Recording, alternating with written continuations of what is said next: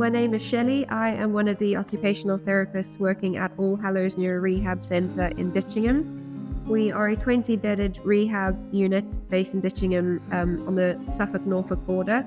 We provide intensive neuro rehab service for people living with neurological conditions. Some of these might include people living with Guillain-Barré Syndrome, brain injuries, strokes, or spinal cord injuries.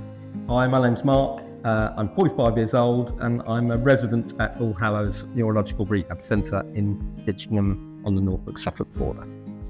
You mentioned obviously physio, OT and the psychology. Yeah. We've also got a lot of activities at All Hallows. Ah, yes, which I love. Yeah, so I enjoy all the indoor sports, the tabletop games, the quizzes. There's something for everyone. You know, I got a gardening club. I'm not a gardener. Gardening was a chore before I came here. It was something I had to do, you know, on top of everything else I had to do. But it's just nice to be around other people, to mix with other people, to socialise. Because we're all in this together in one way or another. We're all away from people we love and that. So the easier we can make life on each other by just being social, being nice and mixing, the easier it is, I think. But yeah. I certainly have found it easier. And can you tell a little bit about the difference between when you came from hospital to being at All Hallows in a rehab centre? What have you enjoyed the most about being in All Hallows as opposed to being in hospital? The structure. I didn't feel, I'll say the word neglected. I wasn't neglected in hospital, but it just felt like I wasn't getting anywhere. It didn't feel like there was a plan for me to get better. It just felt that I was just there until they found somewhere else to put me. So almost like it was happening to you. You weren't part of the plan. I wasn't lucky enough to see a physio. Sometimes I'd go 6 days a week without seeing a physio. The same with OT, and that's nothing on them. It's just they had the whole hospital to deal with, and I was just another number.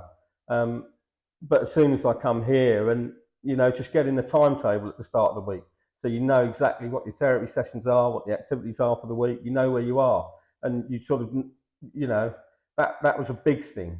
It was a big thing. And it was just really focused on me. The timetable and all the sessions are focused on me.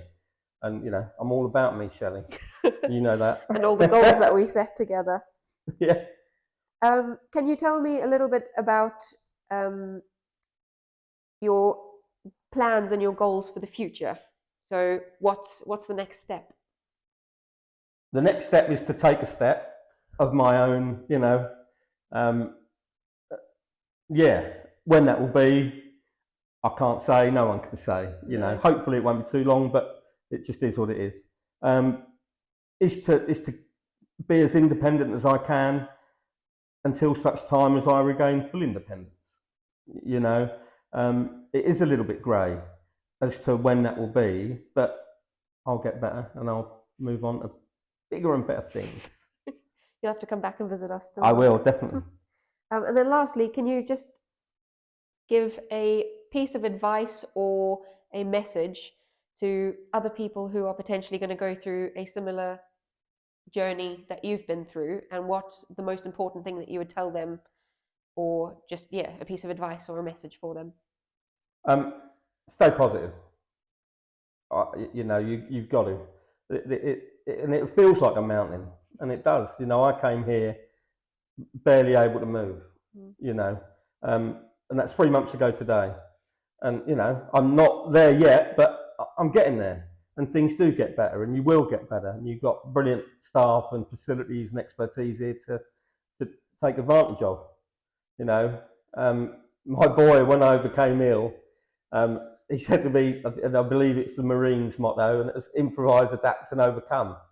You know, and I've sort of clung to that because I've had to learn to do things differently. I've had to learn to eat my dinner differently and hold my cutlery and knife, you know, and drink and everything.